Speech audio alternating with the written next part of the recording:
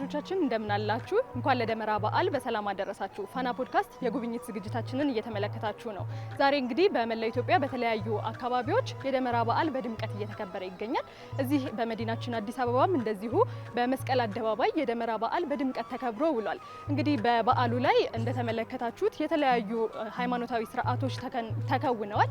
ከነዚህ ስርዓቶች መካከል ደግሞ የተለያዩ የሰንበት ትምህርት ቤት ተማሪዎች ያቀረቧቸው የዝማሬ ፕሮግራሞችና እንደዚሁም ደግሞ የበዓሉን ሃይማኖታዊ እና ታሪካዊ አንድምታ የሚያሳዩ ትወናዎች፣ ትርኢቶች ይገኙበታል። እነዚህ ትርኢቶች ከኋላቸው ምን አይነት ዝግጅቶች ተደርጎባቸዋል የሚለውን ለእናንተ ለማስመልከት ደግሞ እዚህ ደብረ ጽጌ ቅዱስ ኡራኤል ቤተክርስቲያን ተገኝተናል። እንግዲህ እንደተመለከታችኋቸው እጅግ በጣም ውብ የሆኑ ትርኢቶችና ዝማሬዎች ሲቀርቡ ተመልክተናል። እነዚህ ዝማሬዎች ምን አይነት ሂደቶችን አለፉ የሚለውን ለመመልከት እስከ ፕሮግራማችን ፍጻሜ ድረስ አብራችሁን እንድትቆዩ ጋበዝኳችሁ።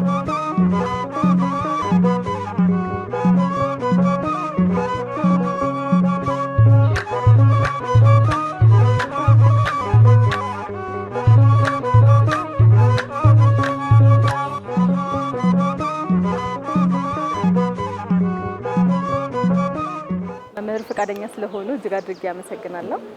እንደምን ቆዩ? እንኳን አደረሱ ለበዓሉ። እንተዋወቅ። እሺ፣ ዲያቆን ዘራብሩክ ትርፌ ይባላለሁ።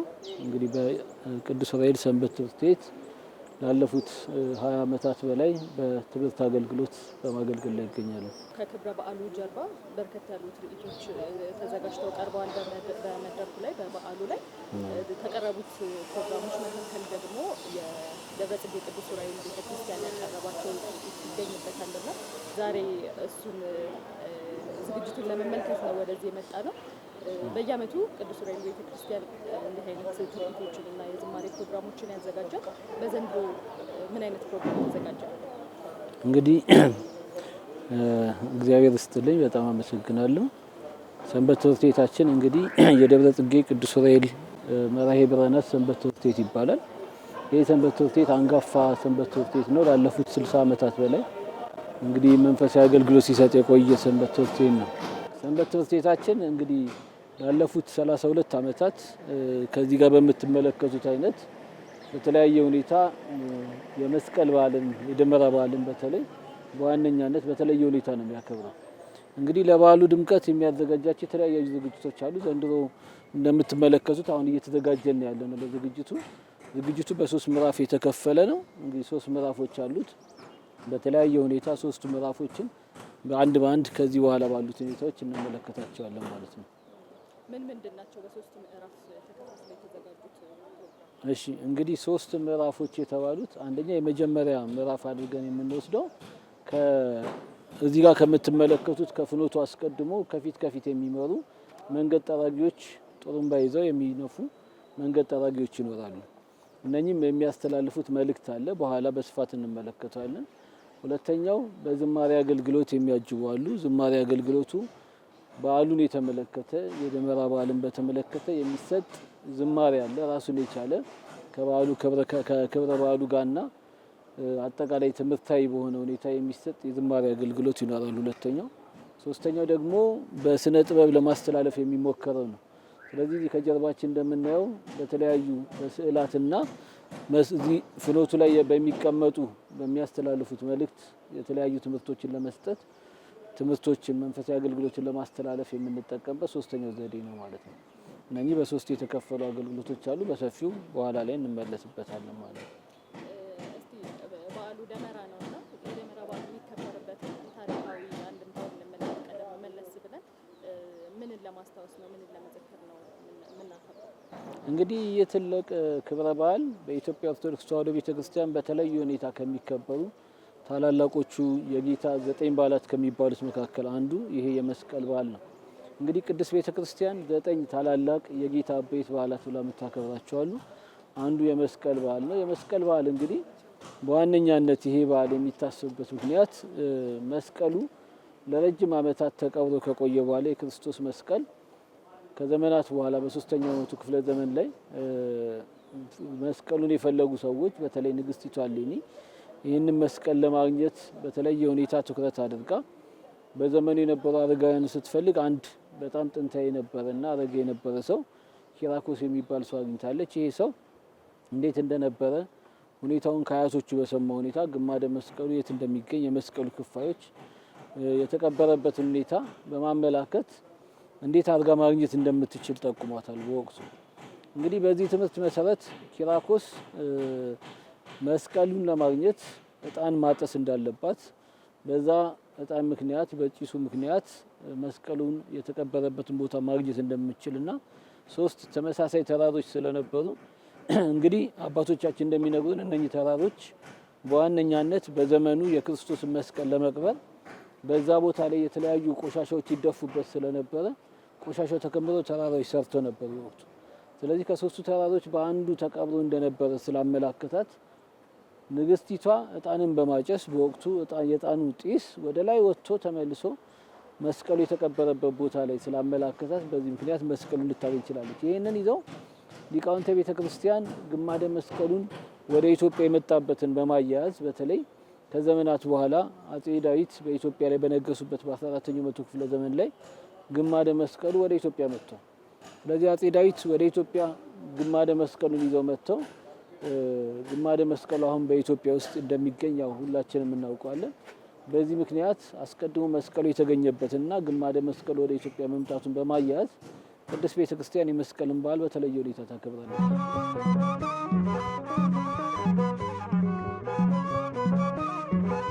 የፍኖት ምዕራፉ ላይ በርከት ያለው አንድምታ ያላቸው ዝግጅቶች ተዘጋጅተዋልና እስቲ ፊት ለፊታችን ከምንመለከተው እንጀምርና ለምን አገልግሎት የሚውል ነው?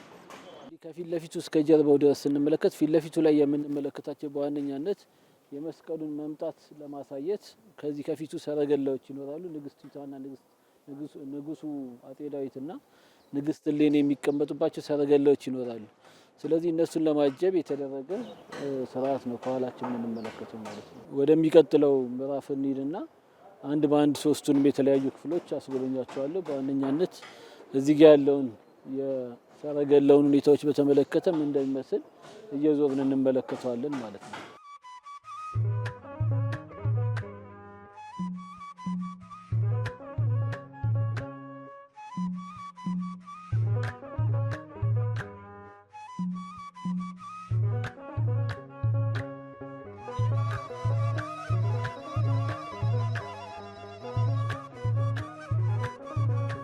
እንግዲህ እንደምትመለከቱት አሁን ዝናብም ስለሆነ ስራ ላይም ስለሆነን ሸፍነን ነው የምንሰራው። አሁን ያለው ሁኔታ ስላልተጠናቀቀ ስራ ላይ መሆናችንን እያሳየናል ነው። እንግዲህ ከዚህ ጀምረን ሳሳያችሁ ይሄ የሚያሳየው በዋነኛነት እዚህ ጋር የምትመለከቱት ይሄ ኪራኮስ ነው።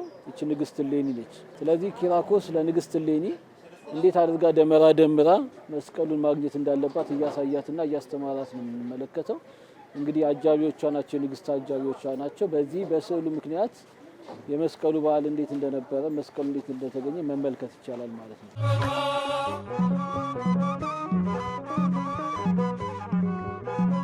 እዚህ ጋር በዋነኛነት እዚህ ጋር ተራሮቹን እንመለከታቸዋለን። ተራሮቹ እንደምንመለከተው ጢሱ መጥቶ ወደ ተራሮቹ ሲያመለክት ነው የምንመለከተው። እንግዲህ እዚህ ጋር ደግሞ የምትመለከቱት በዋነኛነት ንጉሱ አጼ ዳዊት በ14ኛው መቶ ክፍለ ዘመን ላይ መስቀሉን ይዘው ወደ ኢትዮጵያ ለመምጣታቸው የሚያመላክት ነው። እዛ ጋር እንደምንመለከተው ግሸን ደብረ ከርቤ እንመለከታለን። ግማደ መስቀሉ በኢትዮጵያ ውስጥ መጥቶ የተቀበረበትና የተቀመጠበት ቦታ ግሸን ደብረ ከርቤ ነው።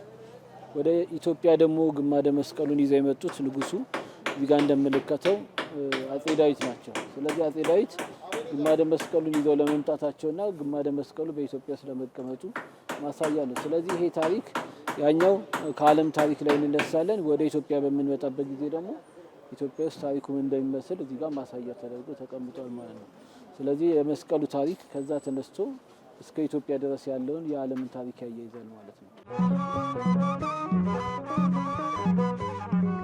አቶ ሳሙኤል ዮሐንስ እባላለሁ። የደብረ ጽጌ ቅዱስ ዑራኤል መራሄ ብርሃናት ሰንበት ትምህርት ቤት የስራ አመራር አባል ነኝ። ዝግጅቱ ከሞላ ጎደል በጣም ቆንጆ ነው። ቀድመን ስለተዘጋጀን ዝናቡም አየሩ ክረምቱ ትንሽ ዘንድሮ ከበድ ስላለ ዝግጅታችንን ቀድመን የጀመርነው የሚሰሩ የቲዮሪ ስራዎችን በጠቅላላ ሰርተን አሁን መሬት ላይ ወደ ማውረድ ነው። ነገሮች እግዚአብሔር ይመስገን ተሳክተውልናል።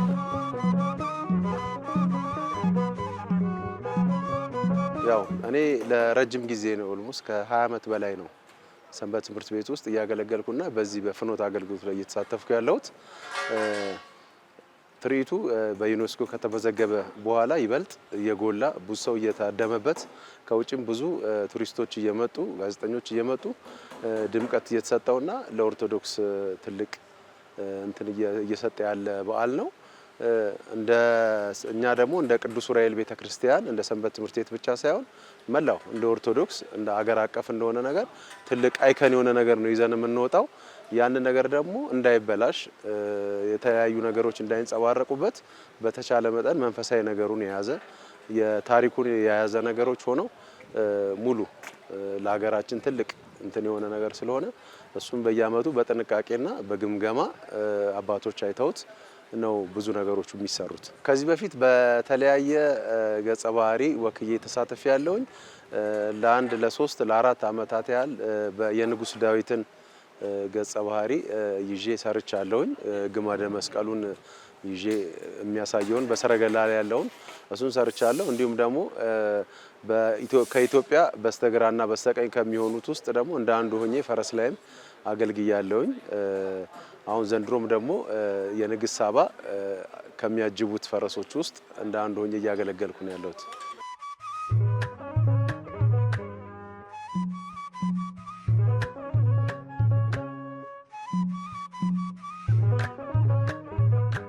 እንግዲህ እዚህ ጋር ደግሞ በዋነኛነት የምትመለከቱት ነገር ምንድነው?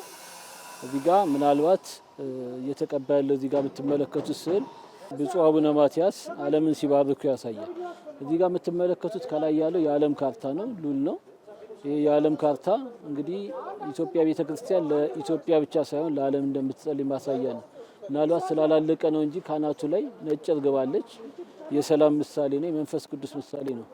እንግዲህ ቤተክርስቲያንን የሚጠብቅ መንፈስ ቅዱስ ነው። መንፈስ ቅዱስ ደግሞ ዓለምን በጥበቃው እንደሚጠብቅ ማሳያ ነው። ኢትዮጵያን ብቻ ሳይሆን ዓለምን ነውና ቅዱስ አባታችን ቡራኬ ሲሰጡ ለኢትዮጵያ ብቻ ሳይሆን ለዓለም እንደሚሰጡና ቡራኬያቸው ለመላው ዓለም እንደሆነ እንዲሁም ደግሞ ቅዱስ ቤተክርስቲያን ሰላምን የምትለምንና ለመላው ዓለም ሰላምን እየለመነች እንዳለች ማሳያ ነው ማለት ነው። ከብፁዕ አቡነ ማትያስ ጎን የህዳሴ ግድብን የሚመስል ነገር እየተመለከትን ነው። እንደዛ ነው መጨረሻው የሚሆነው ስራ ላይ ስለሆነ ያለው። እዚህ ጋር ያለው ነገር አሁን ከወቅታዊ ሁኔታ ጋር ተያይዞ የህዳሴ ግድቡ ነው እዚህ ጋር የምትመለከቱት። የህዳሴ ግድቡ እንግዲህ ብፁዕ አቡነ ማትያስ ህዳሴ ግድቡን እየባረኩ ነው የሚታየው። ይሄ ለሀገራችን ይዞት የመጣው ትልቅ በረከት ስለሆነ ህዳሴ ግድቡንም አብራ ቅድስት ቤተክርስቲያን የእሷም ድጋፍ መሆኑን ያሳያል እዚህ ጋር።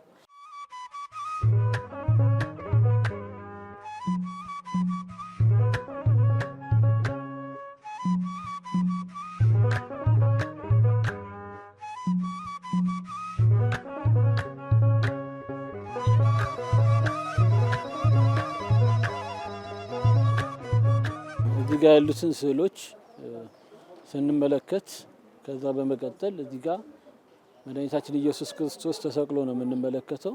በመስቀሉ ላይ ተሰቅሎ ለዓለም ቤዛ መሆኑን ያመላክተናል። እንግዲህ ቤዛ መሆኑን እዚህ ጋር የምትመለከቱት ስዕል ብርሃን ነው የሚያሳየው። በዋነኛነት በመስቀሉ የተገኘውን በዓለም ላይ የተገኘውን ድልና ሰላም ብርሃንን ነው የሚያሳየው። ምክንያቱም ቅድስት ቤተክርስቲያን በመስቀሉ ሰላምን አደረገ ትላለች። የሰላም የብርሃን ሁኔታን የሚያመላክት ነው። ስለዚህ በመላው ዓለም እዛ ጋር ዓለምን ተመልክተናል። በመላው ዓለም ብርሃን መውጣቱን ነው የሚያሳየን። እዛ ጋር ነጭ እርግብ ተመልክተናል። በመላው ዓለም ሰላም መሆኑን ነው። ስለዚህ በመስቀሉ የተገኘውን ድልና ሰላም ብርሃን ነው የሚያሳየን ማለት ነው። እዚህ ጋር በዋነኛነት ቅድስት ሥላሴን እንመለከታለን። ቅድስት ሥላሴ አሉ። በቅድስት ሥላሴ ጎንና ጎን መላእክተ ሰማይ እንመለከታለን። እንግዲህ መላእክተ ሰማይን ስንመለከት እዚህ ጋር ቅዱስ ዑራኤልን እንመለከታለን። እንግዲህ ቅዱስ ዑራኤል ለኢትዮጵያ በዋነኛነት መድኃኒታችን ኢየሱስ ክርስቶስ በተሰቀለ ጊዜ ደሙን በጽዋ አድርጎ በመነሳነስ በዓለም ላይ መርጨቱ ነው የሚያሳየን። ስለዚህ የጌታን ደም በዓለም ላይ እንደረጨ እዚህ ጋር እንመለከታለን። ቅዱስ ዑራኤል በመስቀሉ ላይ የተገኘውን ድል ተንተርሶ እንግዲህ ቅዱስ ዑራኤል አጠቃላይ በዓለም ላይ እዚህ ጋር የምትመለከቱት የዓለም ስዕል ነው። እዚህ ጋር ደግሞ የደሙ ምልክትን ትመለከታላችሁ። ደሙን በመርጨቱና በዓለም ላይ ደሙ በተረጨበት ቦታ ላይ ዛሬ ቅዱሳን አባቶች ቤተክርስቲያን አባቶች ሲያስተምሩ ደሙ በተረጨበት ቦታ ላይ አብያተ ክርስቲያናት ይታነጻሉ ይላሉና በዚህ መሰረት ዓለምን በደሙ እንደቀደሰ ማሳያ ነው ማለት ነው። እዚህ ጋር ቅድስት ሥላሴ በዋነኛነት የተቀመጡት ለምንድነው? ቅዳሴ የዓለሙ ሁሉ ፈጣሪ ስለሆኑ ሥላሴን በዋነኛነት እዚህ ጋር እንመለከታለን። ሥላሴ የዓለሙ ሁሉ ፈጣሪ ሆነው መላእክተ ሰማይ ከጎናቸው ከታች እንደምትመለከቱት ስዕላት ሲሳሉ አርባዕቱ እንስሳ ተቀምጠዋል። አርባዕቱ እንስሳ በዙሪያቸው ተቀምጠዋል። መላእክት ደግሞ ቀኝና ግራ ሆነው ተቀምጠው እንመለከታለን ማለት ነው። እንግዲህ ቅዱስ ሚካኤል አለ። የሊቀ መላእክት ነው፣ የመላእክት አለቃ ነው ቅዱስ ሚካኤል። እንግዲህ አጠቃላይ ከመስቀሉ ጋር የተያዙ ናቸው። ከዛ ስንነሳ እንዳያችሁት መጀመሪያ መስቀሉ ስለመገኘቱ ወደ ኢትዮጵያ ስለመምጣቱ፣ ከዛ በኋላ በኢትዮጵያ ከመጣ በኋላ ደግሞ የመስቀሉ ሰላም ለዓለም ሰላም እንደሆነ በመስቀሉ የተገኘው ድል በዓለም ላይ ብርሃን እንዳበራና እንዲሁም ደግሞ በመስቀሉ ላይ የተገኘውን ሰላም ተንተርሶ ደሙ በዓለም ላይ በተረጨበት ቦታ ሁሉ ሰላም እንደሚሆን ማሳያ ነው ማለት ነው። በዓሉን በአጠቃላይ መተረክ የሚችሉ አይነት የቅዱሳን ስዕላትን ነው የተመለከት ነውና እጅግ በጣም ማራኪ ነው፣ ደስ የሚል ነበረ።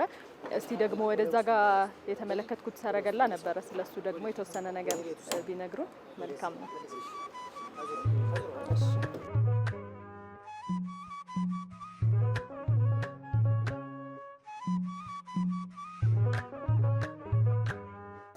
እዚህ ጋር ደግሞ እንግዲህ ሰረገላ ነው የምንመለከተው። ይሄ ሰረገላ ባለፉት በቀደሙት ጊዜያት በኪራይ ነበር የምናመጣው። እንግዲህ ከባለፈው ዓመት ጀምሮ ሰረገላ ራሳችን ማዘጋጀት ጀምረናል እና ሰንበት ትምህርት ቤቱ ይህንን ራሱን ሰርቶ ነው ያስቀምጠው። ይሄ ሰረገላ የምትመለከቱት ሰረገላ 2 ሰረገላ ነው የምናዘጋጀው። በተመሳሳይ 2 አይነት አለን። እንግዲህ በዋነኛነት ሰረገላው ላይ ማንም የሚቀመጠው አንደኛው ሰረገላ የአጼ ዳዊት ሰረገላ ነው። ሁለተኛው ደግሞ የንግስተ ሳባ ሰረገላ ነው። እንግዲህ አጼ ዳዊት ቅድም እንዳልኳችሁ ግማደ መስቀሉ ከግብጽ ወደ ኢትዮጵያ ሲመጣ ግማደ መስቀሉን ይዘው የመጡ ናቸው። ስለዚህ አንደኛው ሰረገላ ለሳቸው ነው። ሁለተኛው ንግስተ ሳባ ታቦተ ጽዮንን ስታመጣ የሚያሳይ ሁለተኛው ሰረገላ ነው። እንግዲህ ከመስቀሉ ጋር ምናልባት የንግስተ ሳባ ታሪክ ምን ያገናኘዋል የሚሉ አንዳንድ ሰዎች ይኖራሉ። ይህንን ግልጽ ለማድረግ ይሄ የምንጠቀምበት ዋና ዓላማ ምንድነው? ኢትዮጵያ 2 ትልልቅ ቅርሶች አላት። ታቦተ ጽዮንና ግማደ መስቀሉ አሉ። እንግዲህ እነኚህ ሁለቱ የኢትዮጵያ ቤተክርስቲያን ቅርሶች በዋነኛነት ከውጭ ሲመጡ ሁለቱ የሚያገናኛቸው ምናልባት ታቦተ ጽዮን በብሉይ ኪዳን ዘመን ነው የመጣችው ወደ ኢትዮጵያ። ነገር ግን ታሪኩ ሃይማኖታዊ አንድምታ ያለው ነው። ሃይማኖታዊ አንድምታው ታቦተ ጽዮን ወደ ኢትዮጵያ ከመጣች በኋላ በኢትዮጵያ ብሉይ ኪዳን የኦሪት ስርዓት ተጀምሯል። እንግዲህ ብሉይ ኪዳን በኢትዮጵያ ለብዙ ዓመታት በብሉይ ኪዳን ኢትዮጵያ ስትመራ ቆይታ በስተመጨረሻ ወንጌልን በክርስቶስ ከተሰበከ በኋላ መጀመሪያ ከተቀበሉ ሀገሮች መካከል አንዷ ነች፣ ቀዳሚ ነች።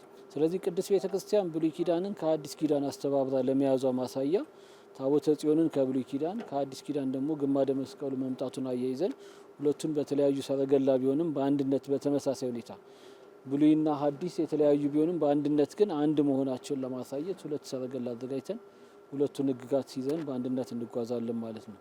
ታሪክን ከሃይማኖት ጋር አንድ ላይ አስተባብሮ አንድ በዓል ላይ ለማሳየት የተሞከረበት ስራ ነውና እጅግ በጣም ደስ ይላል። ቀጣይ ቅድም ሲነግሩን እንደነበረው 3 ምዕራፎች አሉት።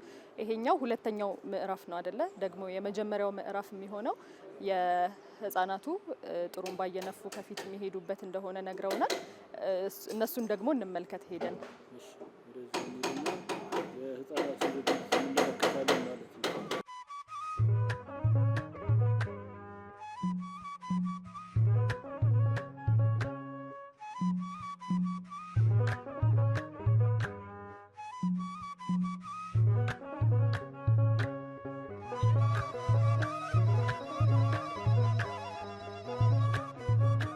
በሰንበት ትምህርት ቤታችን ለመስቀሉ ከሚደረጉ 3 ዝግጅቶች አሉ። የመጀመሪያው ክፍል እዚህ ከጀርባ የምትመለከቱት ህፃናቱ የሚያቀርቡት ዝግጅት አለ። ይሄ ዝግጅት በመስቀል በዓል ዕለት ከፍኖቱና ከዝግጅቱ ቀድመው ከፊት ሆነው ጥሩምባ እየነፉ የሚሄዱ ህፃናትን ነው የምንመለከተው።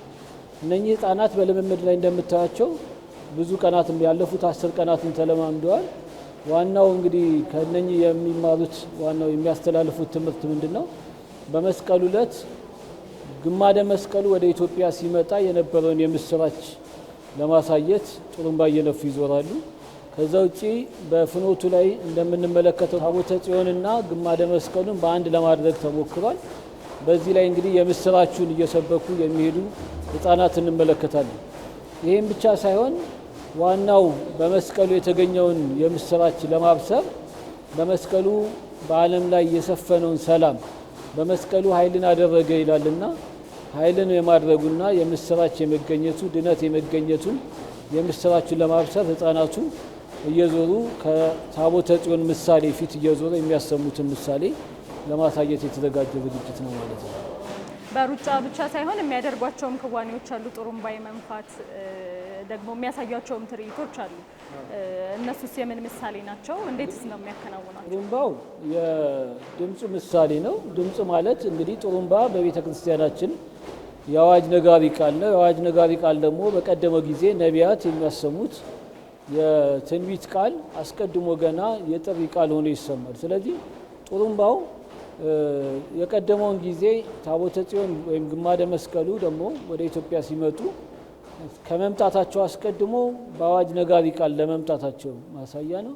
ዳግመኛ ደግሞ ግማደ መስቀሉ በመምጣቱ ምክንያት በመስቀሉ ምክንያት ያለውን ሰላም መብሰሩን በዓለም ላይ ሰላም መብሰሩን ለማሳየት የሚያሰሙት የምስራች ድምፅ ነው ማለት ነው።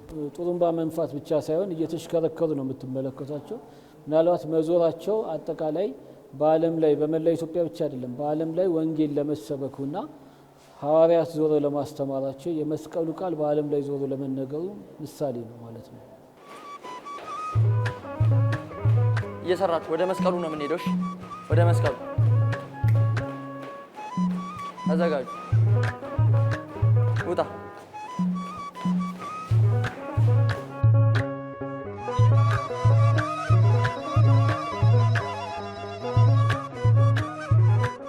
በእምነት እንዳለ እባላለሁ። በመርሐ ብርሃናት ሰንበት ትምህርት ቤት ውስጥ በአገልግሎት ክፍል ላይ በአገልግሎት ይገኛል። በመስቀል ደመራ በዓል ላይ እዚህ ከጀርባችን የሚታዩቸው ህጻናትን አካላዊ እንቅስቃሴ በማሰራት የጥሩምባ አገልግሎት ነው። ጥሩምባ እየነፉ እዛ ጋር ነገስታቱን ልክ እንደ ወታደር አጅበው የሚሄዱ ህጻናት ናቸው። እነሱን አካላዊ እንቅስቃሴ በማሰራት ልክ ወታደራዊ የሆነ እንቅስቃሴ እንዲኖራቸው ትርኢቱም እዛ ጋር የሚቀርቡ ትርኢቶች አሉ። እነሱን ትርኢቶች በማዘጋጀት በማሰራት እነሱ ያለው ሁኔታ ይሄ የመስቀል በዓል ጠቅለል ሲል ከ10 እስከ 11 ቀን ከአዲስ ዓመት በኋላ ያሉትን ቀናት በተከታታይ እነዚህን ስራዎች በመስራት ላይ ቆይተናል። ከዛም በፊት የነበሩ ቀናት አሉ፣ ግን በዋነኝነት ከአዲስ ዓመት በኋላ ያሉትን 10 እና 11 ቀናት ነው በደንብ የተጠቀምነው። ዝግጅቱ በጣም ጥሩ ነው፣ በጣም ደስ የሚል ነው።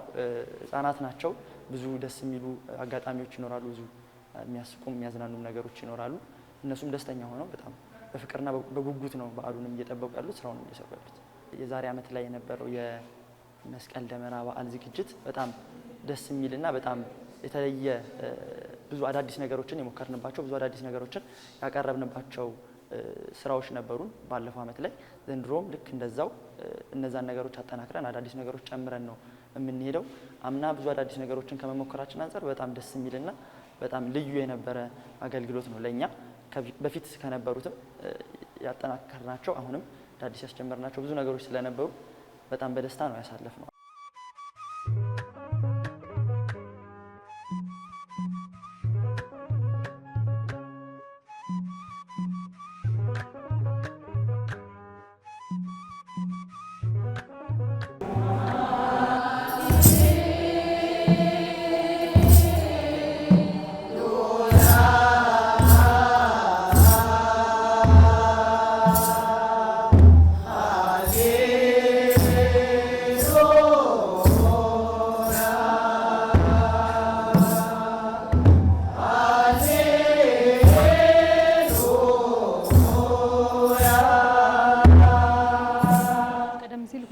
የልምምድ ቦታዎችን ተመልክተናል። አሁን ደግሞ ሶስተኛውና የመጨረሻው የልምምድ ቦታ ላይ ነው የምንገኘውና እዚህኛው ክፍል ላይ ምን አይነት ልምምድ እየተደረገ ነው? ምን አይነት ዝግጅት እየተደረገ ነው? እዚህ ጋር እየተደረገ ያለው ልምምድ የዝማሬ አገልግሎት ነው። የዝማሬ አገልግሎት እንግዲህ የወረብ አገልግሎት አለ። ዝማሬው ከወረብ ጋር የታጀበ ነው።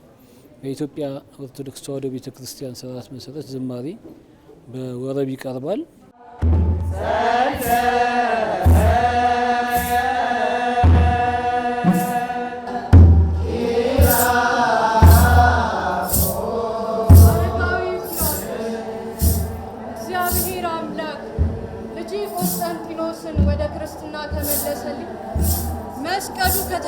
ከነበረበት ፈልጌ ለማግኘት ስዕለትን ተስዬ ነበር። እነሆ ስዕለቴም ሰምሮልኛል። አንተ ደግሞ በዘመኑ ከነበሩ አረጋውያን መካከል አንዱ ነህና የጌታዬ የመድኃኒቴ የኢየሱስ ክርስቶስ መስቀል ወዴት እንደተቀበረ የምታውቀውን በእውነቱ ንግሥት እሌኒ የጌታችንን መስቀል ፍለጋ እዚህ ድረስ መድከምሽ የሚያስመሰግንሽ ነው። ነገር ግን በወቅቱ እኔ ቦታው ላይ ስላልነበር አያቶቻችን ሲሉ እንደሰማሁት የጌታዬ መስቀል ከነዛ ግዙፍ 3 ተራሮች በአንደኛው ነው። ታዲያ መስቀሉ የተቀበረው ከነዚያ ከ3ቱ ተራሮች በአንዱ ከሆነ ትክክለኛውን ተራራ ለማወቅ ምን ማድረግ አለብን?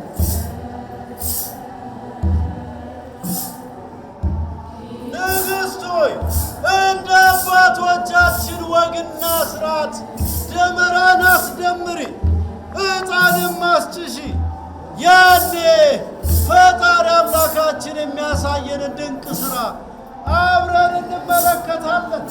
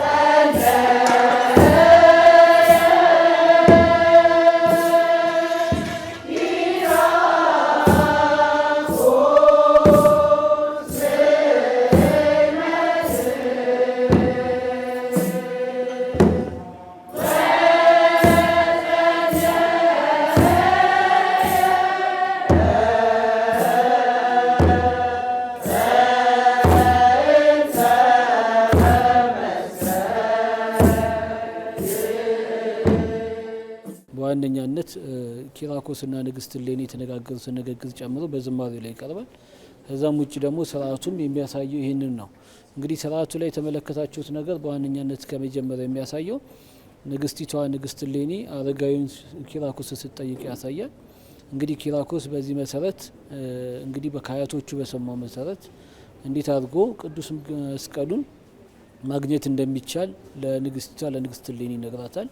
በዚህ መሰረት ንግሥቲቷ እሌኒ በተነገራት መሰረት እጣን አጢሳ ጭሱ ያረፈበትን ቦታ በማየት ጭሱ ያረፈበትን ተራራ በማስቆፈር በተራራው ላይ ሲቆፈር እንግዲህ ግማደ መስቀሉ በዛ ቦታ ላይ ተገኝቷል።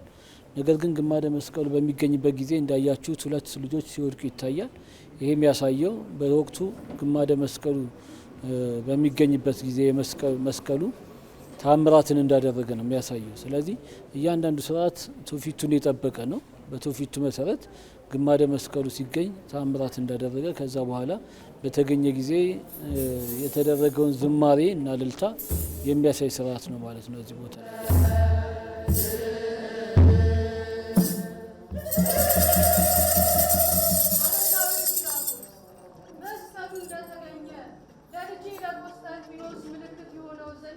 ችቦ የያዙ ሰዎችን እልክብሃለሁ ባልኩት መሰረት ችቦ የያዙ ሰዎችን ወደ ልጄ ላከ።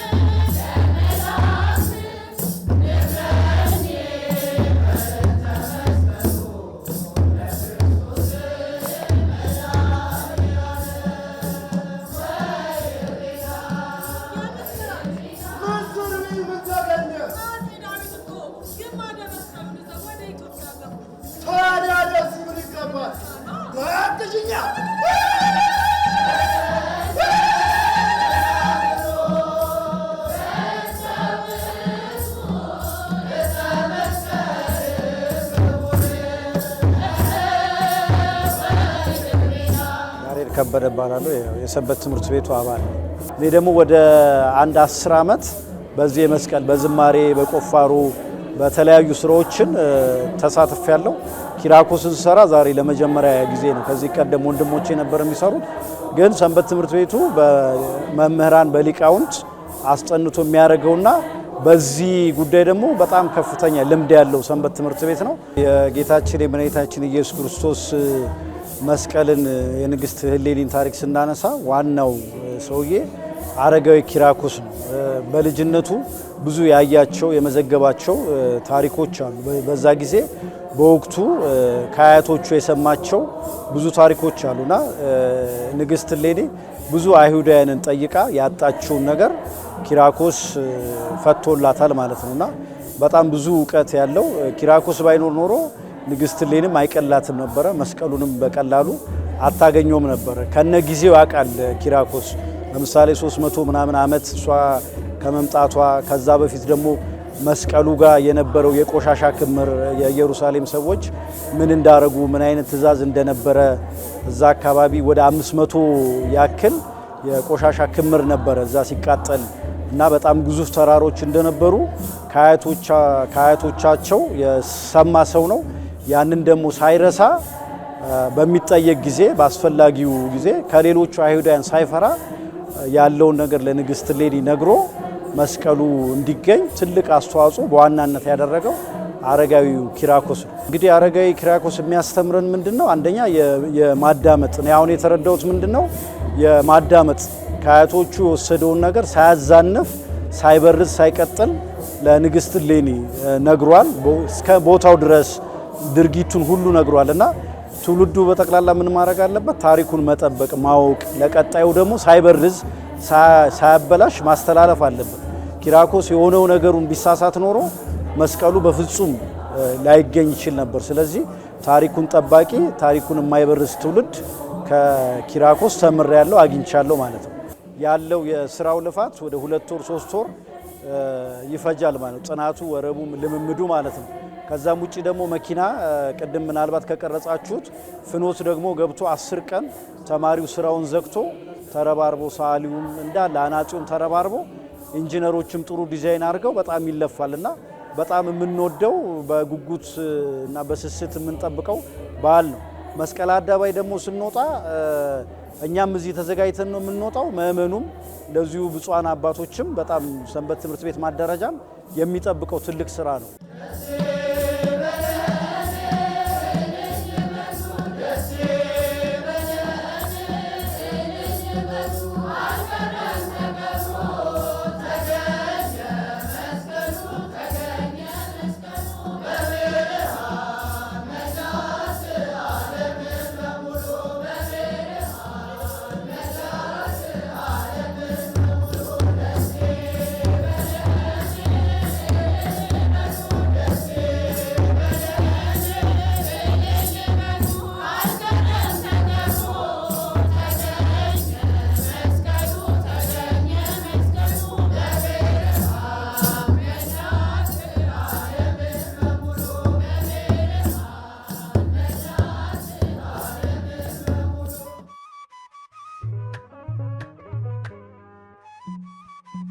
ያው ክብረ በዓሉን በተመለከተ እንግዲህ አሁን ያየናቸው ነገሮች ናቸው የሚያሳዩት።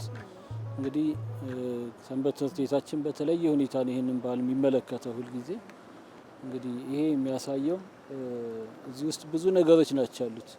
አሁን የተመለከትናቸው ነገሮች ውስጥ አጠቃላይ እንግዲህ ኪነ ጥበብን፣ ስነ ጥበብን እንመለከታለን። እንዲሁም ደግሞ ሃይማኖታዊ ባህልን በተለያየ ሁኔታ እንዴት መግለጽ እንደሚቻልና ማስተማር እንደሚቻል ማሳያ ስለሆነ በተለያየ ሁኔታ እንዳያችሁት በተለየ ትኩረት ተሰጥቶት የሚከበር በዓል ነው ማለት ነው።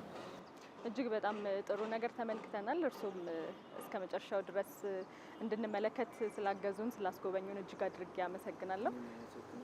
ያው አዲስ ዓመትም ሩቅ አልነበረም። የአዲስ ዓመት መልካም በዓል ምኞቶንም እንደዚሁ ደግሞ የደመራ በዓልንም መልካም በዓል ምኞቶን እንቀበል። እሺ፣ ለመላው ኢትዮጵያ ሕዝብ ለአጠቃላይ ሕዝበ ክርስቲያኑ እንኳን በሰላም አደረሳችሁ ማለት እፈልጋለሁ። በቅድሚያ እንግዲህ አዲሱ ዓመት የሰላም፣ የጤና፣ የብልጽግና እንዲሆን እመኛለሁ። መስቀል ብርሃን ነው፣ መስቀል ሰላም ነው። ስለዚህ የመስቀሉ ብርሃን በሁላችን ላይ እንዲበራና ለሀገራችን ሰላም እንዲያመጣልን በመስቀሉ በዓል ለሁላችን የሰላም በዓል እንዲሆንልን መልካም ምኞቴን እገልጻለሁ ማለት ነው። አመሰግናለሁ። ለመላው የኢትዮጵያ ኦርቶዶክስ ተዋሕዶ ቤተክርስቲያን አማኞች፣ አገልጋዮች፣ ለመላው ሰንበት ትምህርት ቤት አባላት በሙሉ እንኳን ለታላቁ በዓላችን ለመስቀል ደመራ በዓል በሰላምና በጤና አደረሰን። መጪው ዓመት የሰላም፣ የፍቅር፣ የደስታ እንዲሆንልን እመኝላችኋለሁ። አመሰግናለሁ። ለመላው የኦርቶዶክስ ተዋሕዶ ቤተክርስቲያን እምነት ተከታዮች እንኳን ለመስቀል ደመራ በዓል አደረሳችሁ። እንዲሁም ለመርሐ ብርሃናት ሰንበት ትምህርት ቤት አባላት፣ አገልጋዮች ሁሉ በአገልግሎት ላይ የሚገኙ አባላት በሙሉ መልካም የመስቀል ደመራ በዓል እንዲሆንላችሁ መልእክት ይመስላል። እንግዲህ ለመላው የኢትዮጵያ ኦርቶዶክስ እምነት ተከታዮች እንኳን አደረሳችሁ ለማለት ነው የምወደው። መልካም የመስቀል በዓል።